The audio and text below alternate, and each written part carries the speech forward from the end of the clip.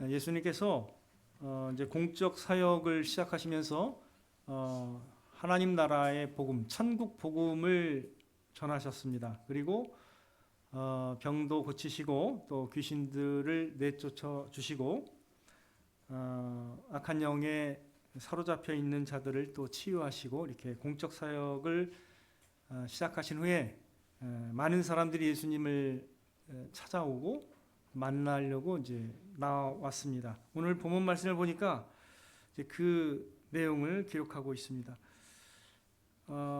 예수님께서 제자들과 함께 이제 바다 쪽으로 이제 갈릴리 해변이죠. 해변 쪽으로 물러가셨는데 갈릴리에서 큰 무리가 따르며 이렇게 기록되어 있습니다. 큰 무리라고 얘기하고 있습니다.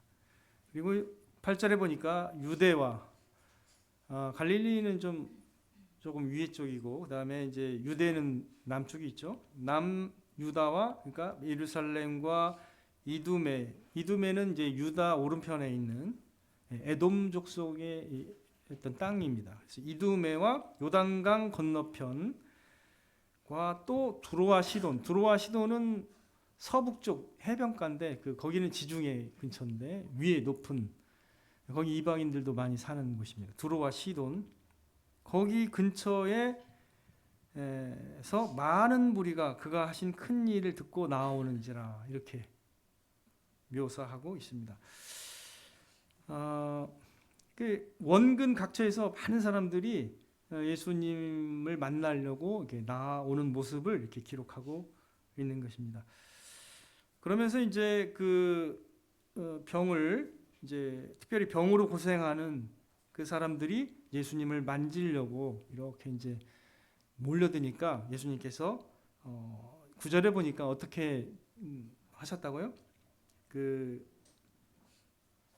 애워싸 미는 걸 피하기 위해서 작은 배를 대기해서 거기에서 이제 말씀을 전하시고자 그렇게도 이제 말씀을 하셨다는 거예요. 그러니까 많은 사람들이 이렇게 몰려오는 거죠. 아마 이 당시에 그 여행의 그 수단이 도보였을 것 같아요. 모르겠어요. 부자들은 뭘 탔는지는 모르겠는데 아마 대부분 다 도보였을 텐데 그 지도에 보면 이제 만약에 두로나 시돈에서 사는 사람들이 예수님 만나려고 내려오려면 엄청 그래도 먼 거리였을 겁니다. 비유로 따지면 지금 서울에서 대구나 광주에 내려가는 듯한 그런 어떤 거리였을 수도 있어요. 도보로 쉬운 여행이 아니었을 텐데 원근 각처에서 이렇게 예수님의 소문을 듣고 이렇게 예수님께 나왔습니다. 그런데 이제 그 중에는 여러 가지 아픔으로 고생하는 사람들이 많이 있었을 텐데 특별히 어떤 악한 영에 의해 사로잡혀서 고생하는 사람도 있었는데 그 사람들이 예수님을 만나면 어떻게 했다고요? 여기 11절에 보니까 어느 때든지 예수를 보면 그 앞에 엎드려 부르짖어 이르되 당신은 하나님의 아들이니이다. 이렇게 이제 귀신들마저도 예수님이 어떤 분인지를 이렇게 거기서 고백하는 그런 일들이 일어난 겁니다. 근데 예수님이 12절에 보니까 어떻게 말씀하시죠? 예수께서 자기를 나타내지 말라고 많이 경고하시니라 이렇게 말씀이 나와 있는데 아마도 그렇게 하신 이유를 우리가 추측해 볼 수는 있는데 아마 예수님께서 그분의 때에 그분의 방식으로 자신을 나타내기를 원하셨을 것이다라고 이렇게 대략 추측을 해볼 수는 있습니다. 이제 귀신들이 어떤 존재냐? 타락한 천사들이라고 생각하시면 됩니다. 타락한 천상의 피조물이 쉽게 말하면 사탄과 그 사탄의 무리들이거든요. 귀신이란 말로 대신할 수 있는데 이제 여러분들도 이제 잘 아시겠지만 우리가 이제 오늘날 신내림 받은 사람을 뭐라고 하죠? 무당이라고 하거나 또는 이제 무속인이라고 해요. 근데 우리나라에 이제 무속인들이 한 30만 명 정도 됩니다. 목사님들보다 더 많아요. 목사들은 이제 10만 명 정도 되는데 30만 명입니다. 특별히 오늘날 그 젊은 세대들도 그 유튜브나 이런 걸로 많이 합니다. 그래서 이제 파묘를 전 보지는 못했는데 그게 무당 얘기라고 하네요. 맞죠? 그리고 그게 이제 더 관심이 있어서 TV 프로그램에도 많이 요즘에 나온다고 합니다. 예. 그래서 요즘에 추정하는 것은 80만 명 정도 된다. 이제 무속인 신내림 받은 사람은 좀 막 그보다 많지는 않겠죠. 하지만 타로 점치는 이런 업자들이 이제 80만 명으로 추정을 하는데 이건 뭐 정확한 건 아니에요. 제가 그냥 뉴스나 어떤 방송을 통해서 그냥 전하는 거라 이게 정확하지는 않습니다. 근데 여하튼 무속인은 어떻게 해요? 30만 명입니다. 자, 근데 많은 사람들이 자기가 보질 않으면 믿질 않아요. 귀신 없다고 생각합니다. 그런 건 너무 경험이 작은 거예요. 자기가 본 것만 인정하는 것은 인간사에서 조심해야 돼요. 함부로 말하면 안 돼. 그렇게. 그죠? 근데 귀신을 사로잡혀서 굉장히 이상한 말 하는 사람들을 저는 많이 봤거든요. 근데 그런 사람 옆에 있어 봐야 돼. 그 사람이. 그래야 이게 사람은 악한 영이 사로잡힐 수 있구나 이런 걸 아는데 이제 보지 않으면 안 믿기 때문에 자기 경험이 너무 작은데 그걸 단정해 보는 사람도 있습니다. 그렇지 않습니다. 악한 영에 사로잡힌 사람은 있습니다. 근데 그런 귀신들이 이제 거기서 고백을 하니까 깜짝깜짝 놀라는 거예요. 그죠? 그러나 예수님은 그러한 고백들이 계속되기를 원하지 않으셨기 때문에 제어하셨습니다. 하지만 현장에 있던 사람들은 분명히 제가 봤을 때는 이건 놀라운 증언으로 어떤 역할을 했을 거라고 저는 생각합니다. 귀신들마저도 엎드려서 부르짖고 고백, 더 귀신들이 빨리 알잖아요. 그죠? 예. 저는 젊은 날에, 어릴 때, 젊은 날이 아니라 어릴 때 그 옆집 아줌마 얘기를 들은 적이 있어요. 우리 어머니가 뭔가 전도를 한 것 같아요. 근데 막 덜컥 화를 내면서 내가 무슨 예수를 믿냐, 내 주먹을 믿는다 이렇게 얘기한 아줌마를 제가 직접 들은 얘기가 있습니다. 근데 그 아줌마가 아주 거세요. 그래서 아들 딸들한테 욕할 때 막 전 생전 들어보지 못한 욕들이 막 나오는데 그게 아직도 뇌리에 생생하거든요. 그때 처음 들었어요. 얼어 죽을 이런 말을 이런 막 하면서 막 나오는데 그냥 깜짝 놀랐습니다. 그런 분이셨는데 내 주먹을 믿으라고 이렇게 얘기를 한 걸 제가 직접 들었습니다. 우리가 사람들은 이제 이렇게 자기 세계와 자기 생각 속에 살기 때문에 잘 안 믿어요. 근데 오히려 어떻게 해요? 귀신들은 안다라는 거죠. 자, 이제 갈릴리 지방뿐 아니라 예수님이 이제 활동하셨던 갈릴리 지방뿐 아니라 어떻게 해요? 유대와 예루살렘과 여러 번 지역에서 이제 예수님을 만나려고 큰 무리가 되어서 이렇게 예수님께 나아오고 있습니다. 앞서 말씀드린 것처럼 이것은 이미 구약 성경에서 예수님에 대해서 예언한 그 말씀을 이루려 하시는 겁니다. 이사야 42장 1절에서 4절 말씀 보면 내가 붙드는 나의 종, 내 마음에 기뻐하는 자, 곧 내가 택한 사람을 보라 이렇게 말씀하세요. 그러니까 누구든지 원하면 볼 수 있도록 하나님께서 내 종을 보내겠다라고 말씀하십니다. 예수님의 소문이 바닥에 다 퍼진 거예요. 예수님께서 병을 고치셨다. 사람들이 절대 고칠 수 없는 놀라운 불치병을 고치셨다라는 이런 소문이 돌았을 겁니다. 맹인의 눈을 뜨게 하셨다. 이런 소문들이 돌았을 텐데 그때 많은 사람들이 이제 그 소문을 듣고 주님께 나온 거죠. 보라 내가 나의 영을 그에게 주었은지 그가 이방에 정의를 베풀리라. 그는 외치지 아니하며 목소리를 높이지 아니하며 그 소리를 거리에 들리게 하지 아니하며 즉 그분은 외치지는 않았습니다. 막 큰 소리를 외치지 않았음에도 불구하고 이렇게 많은 사람이 옵니다.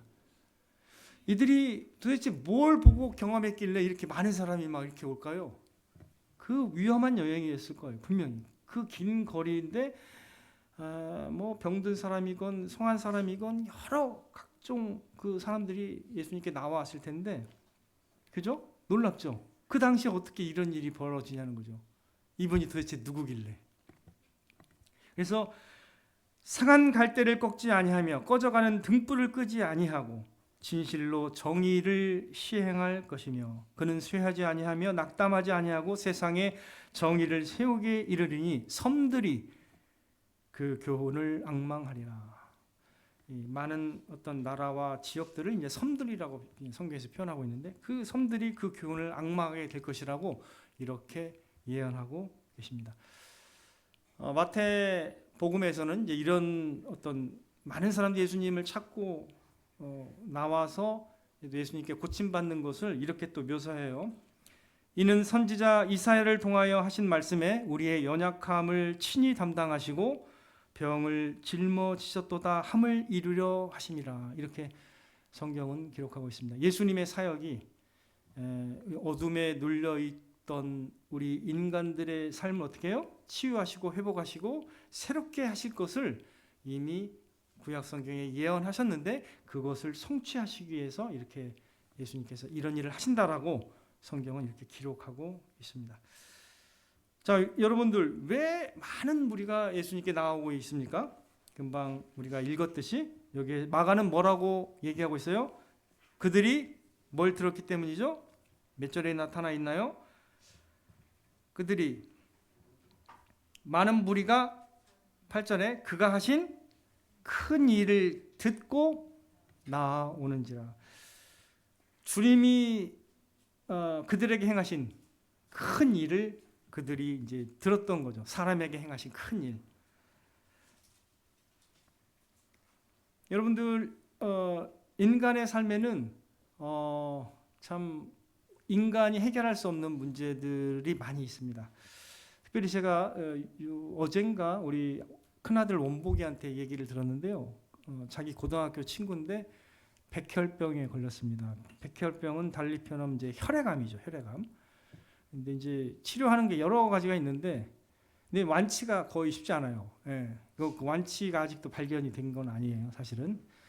근데 그 여러 가지 치료법 중에 하나가 뭐냐면, 어떤 뭐 주사 같은 거 뭐 걸 놓는 건데 그게 한 방에 3억 6천만 원입니다. 그 킴리아라는 약이래요. 뭐 약인지 주사인지 정확히 몰라요. 저는 그냥 신문에서만 봤기 때문에. 근데 건강보험이 최근에 적용이 됐는데 어떤 사람에게는 적용이 됩니다. 근데 그게 적용되면 600만 원 한 방에. 근데 이제 그 사람은 제 친구 우리 연복이 친구는 적용받지 않는다라고 말했는데 엄청나게 이제 가상이 탕진이 된 거예요. 그 애를 살리려다가. 근데 지금 그 애는 이제 치료 안 받고 그냥 의사가 말했대요. 6개월 만에 죽게 된다고. 근데 골수 이식까지 했어요. 아버지 거를. 근데도 이게 골수 이식으로 해도 30%가 죽어요. 근데 이 애는 죽는 그쪽으로 됐나 봐요. 그래서 자기도 포기한 상태인데 이제 마지막으로 친구 한번 만난다고 내일 만난다고 합니다. 그래서 그 얘기를 들었는데 어떤 약은요 19억짜리 약도 있습니다. 그렇게 어려우니까 근데 완치가 되는 건 아닌데 그래도 한대요. 이 킴리아는 실제로는 35%만 효과가 있답니다. 25%, 75%가 투약 받았는데 별 효과가 없다라고 이렇게 의학 기자가 이렇게 밝혀냈는데, 그래서 이런 그 병들에 걸린 사람들은 이제 이거 어떻게 할 수가 없는 거예요. 근데 이런 사람이라고 여러분들이 생각해 보세요. 주님을 만났어요. 고침 받았으면 어땠을까요? 이거 뭐 온 세상에 다 알려야 될 소식입니다. 그래서 이렇게 나오는 거거든요. 나올 수 있는 사람이 다 나온 거예요. 제가 볼 때 막 예수님에 대한 소문을 듣고서 막 예수님 그래서 만져라도 보겠다라는 열망을 가지고 막 엄청나게 몰려드는 거죠. 이런 상황입니다. 이게 여러분들 뭐 제 아들 친구 얘기를 잠깐 했는데 그뿐만 아니라 우리 삶에는 여러 가지 문제가 많이 있는 거예요. 뭐 마음의 문제도 있고 또 경제적 문제도 있고 여러 가지 많은 문제들이 있습니다. 인간은 연약함이나 또 이런 병에 또 걸리기도 하고 또 관계 가운데 또 사람들로 인해서 마음이 많이 아프기도 하고 또 어렵기도 한 것이죠. 인간은 결국 이런 연약함들과 여러 가지 병들과 노화와 결국 이런 걸로 고생하다가 죽음을 피할 수가 없는 존재입니다. 그래서 뭐 최근에도 저는 이제 경도사가 있었어요. 많이 이렇게 늘 돌아가셨습니다. 그래서 결국 인간은 죄로 인해서 이 모든 게 어떻게 해요? 죄로 인해서 우리에게 직면하게 되는 그런 여러 가지 문제라는 걸 여러분들이 알 수가 있습니다.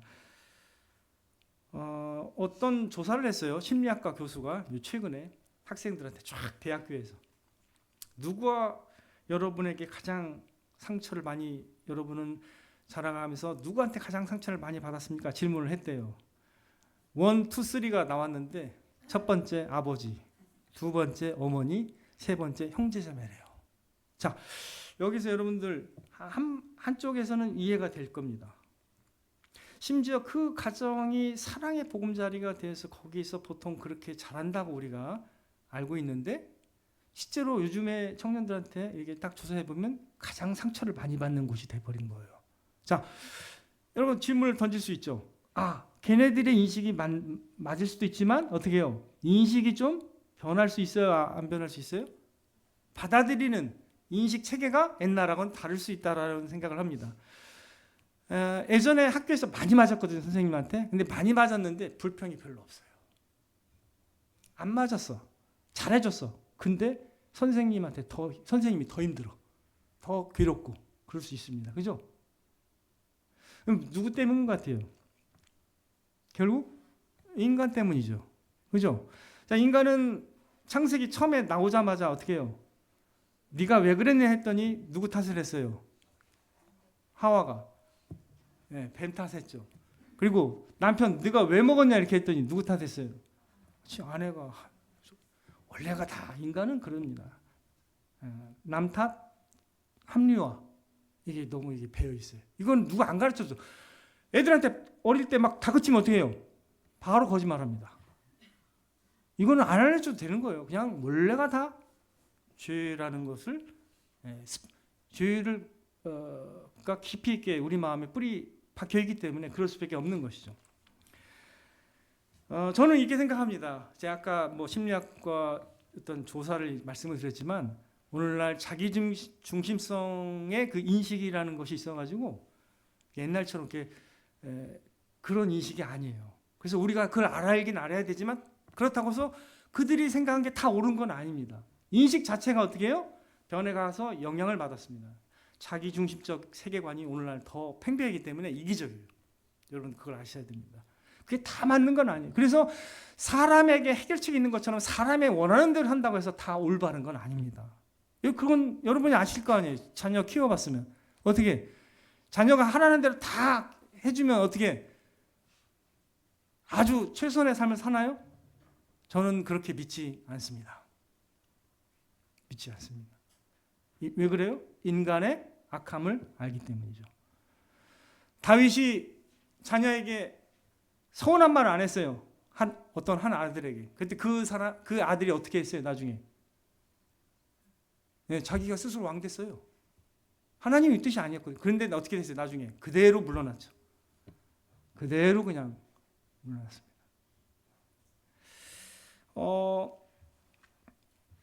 인간은요 결국 다른 사람에게 의해서 관계에서 상처를 받아요. 처음에는. 근데 나중에 살다 보면 어떻게 해요? 자기 때문에 다른 사람도 어려울 수 있다는 것을 좀 더 배우게 됩니다. 더 깊이 들어가면 어떻게 해요? 인간의 죄 때문에 다 이렇게 서로 고통하며 어려워하는구나. 이걸 깨닫게 됩니다. 누구만이 이걸 치료해주고 새롭게 할 수 있을까요? 누구 때문에? 누구의 사랑이 필요한 거예요, 지금 우리는? 예수님의 그걸 봐야 돼요. 예수님의 하실 일을 통해서 우리는 새로운 마음을 가질 수가 있는 겁니다.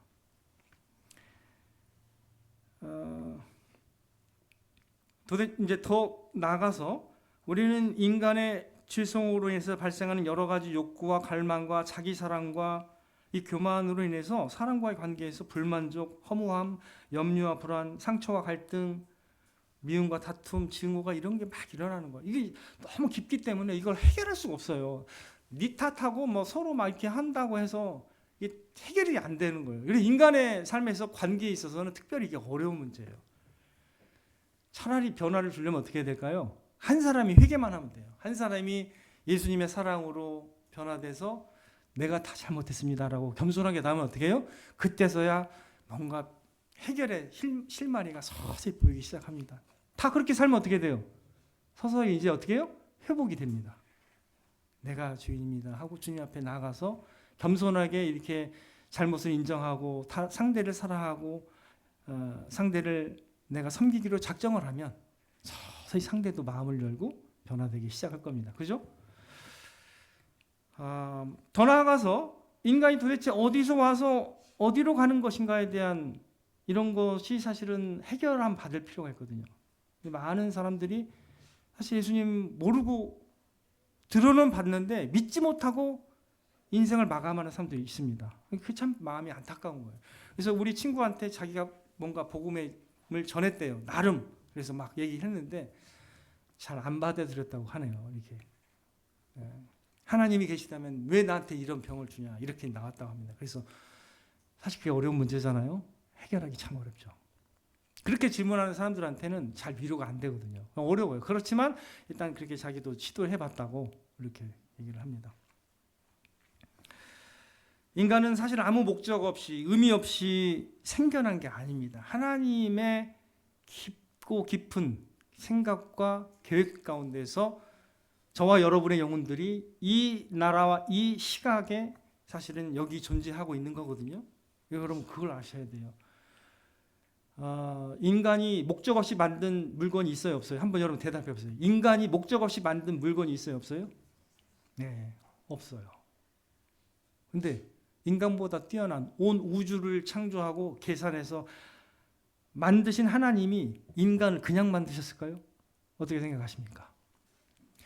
그냥 아무 목적과 의미 없이 그냥 생겼다라고 말하는 걸 믿는 것이 가장 어려운 맹목적 믿음입니다. 근데 우리는 맹목적이지 않아요. 성경이 이미 밝혔습니다. 태초에 하나님이 천지를 창조하시니라. 이렇게 선언하고 시작해요. 하나님은 다른 설명 필요 없습니다. 충분히 성경에서 많이 설명했어요. 첫 번째 그냥 말씀에서 태초에 하면서 하나님이 시작했다라고 말씀하고 계십니다. 그걸 믿어야 되는 거예요. 그걸 믿지 않으면 모든 게 질서가 없어요. 다 헤매게 돼 있습니다. 다른 걸 계속 찾아 방황하다가 인생이 엉겨붙고 이상하게 흘러가고 나중에 깨닫지 못하다가 하나님, 예수님 못 믿고 갈 수도 있는 거예요. 이 인생이 될 수도 있는 거예요. 그러면 최고로 제가 볼 때 불쌍한 인생이 되는 겁니다. 그렇다면 우리 인생 가운데 최고의 만남은 누구를 만나는 겁니까? 여기 있는 것처럼 누구를 만나야 되는 거예요? 예수님 만나야 됩니다. 예수님 만나기 위해서 자기 돈 허비하면서 챙겨서 주님께 나와오는 이 사람들의 열정을 우리도 생각해 봐야 됩니다. 예수님 만나러 가야 되는 거예요. 우리가 마음을 다해서 예수님을 찾으면 주님이 어떻게 만나 주실까요? 네. 온 마음으로 나를 찾고 찾으면 나를 만나리라. 예레미야 29장 13절 말씀입니다. 주님 만나 주십니다. 여러분들이 주님을 어떻게 만나셨습니까? 여러분이 만난 주님은 어떤 분이셨어요? 먼 발치에서만 봤습니까? 아니면 가서 진짜 예수님을 만나고 그분이 어떤지를 느꼈습니까? 여러분이 어떤 경험을 하셨습니까? 여러분도 한번 돌아보시기 바랍니다. 예수님은 참으로 만나야 됩니다. 그분이 어떤지 여러분이 생생하게 느껴야 돼요. 말씀 속에서 만나야 됩니다. 말씀 속에서 예수님이 어떤 분인지를, 예수님이 내가 어떤 상황에 처했을 때 예수님이 나를 만나 주셨는지를 여러분이 고백할 수 있어야 됩니다. 내가 이런 상황에 있을 때 주님이 나를 찾아오셔서 나로 하여금 내 마음을 열어주시고 주님을 만나게 하셨습니다. 이렇게 여러분이 주님을 경험할 수 있게 되기를 바랍니다. 여러분 인생이 짧아요. 길지 않습니다. 지금 여러분 홍계순 집사님이 여기서 제일로 나이 많으신데 91세, 2세입니다. 정확히는 모르겠는데 92세 될 수도 있어요. 금방 가요. 여러분들도 그렇게 금방 갑니다. 저도 지금 어린아이와 같았었는데 지금 이미 이렇게 됐잖아요. 금방입니다. 저희는 저 어린아이와 같은 사람인데 가다 보니까 이렇게 이미 지금 시간이 가 있는 거예요. 얼마 안 남았습니다. 여러분 예수님을 만나지 않으면 여러분이 가장 인생에서 비극이 찾아오는 거예요. 예수님을 만나야 됩니다. 그분이 어떤 분인지를 여러분이 피부로 느껴야 되고, 그분이 내게 어떤 말씀을 주셔서 나로 하여금 힘을 얻게 하셨는지, 그분이 어떻게 나에게 행하셨는지를 이 복음서를 통해서 하나하나 깊이 있게 느껴야 됩니다. 그분이 나에게 어떠한 사랑을 보여주셨는지도 여러분이 체험해야 됩니다. 주님은요, 분명히 주님께 나아오는 자들을 거절하지 않으시고 반드시 만나 주실 줄 믿습니다. 그가 사모하는 영혼에게 만족을 주시며 줄인 영혼에게 좋은 것으로 채워 주심이로다. 시편 107편 9절 말씀을 여러분 기억하시기 바랍니다. 요한복음 14장 6절, 예수께서 이르시되 내가 곧 길이요 진리요 생명이니 나로 말미암지 않고는 아버지께로 올 자가 없느니라. 이렇게 말씀하고 계십니다. 간절한 마음으로 예수 그리스도를 만나기를 원하신다면 반드시 주님은 여러분들을 만나 주실 것입니다. 지금도 온 세계에서 하나님의 아들 예수 그리스도께서 하신 일을 통해서 많은 사람이 예수님께 나아오고 있습니다. 전 세계로 통하면요, 매일 제가 볼 때 수십만 명이 될 수도 있습니다. 제가 예전에 들은 통계로는 75만 명이었거든요. 네. 지금도 수많은 사람들이 예수님께 나오고 있다는 거예요. 물론 전체 숫자는 줄었어요. 우리 기독교 숫자가 퍼센티지가 15%래요. 개신교가 천주교 5%, 합하면 얼마예요? 20%밖에 안 됩니다. 옛날에는 좀 30%까지 갔는데 많이 줄어들었어요. 그래도 하나님께서 일하십니다. 아프리카에서, 남미에서, 우리가 알지 못하는 여러 나라에서 하나님께서 각 사람들의 심령을 움직여서 예수님을 만나게 하고 계십니다.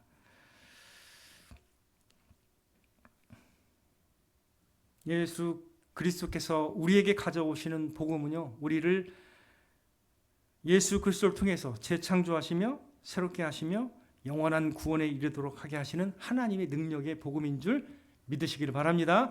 그 하나님의 놀라운 능력의 복음을 여러분들이 더 깊이 있게 경험하심으로 하나님께 영광 돌리는 아름다운 삶 살아가시기를 주님의 이름으로 축원을 드립니다.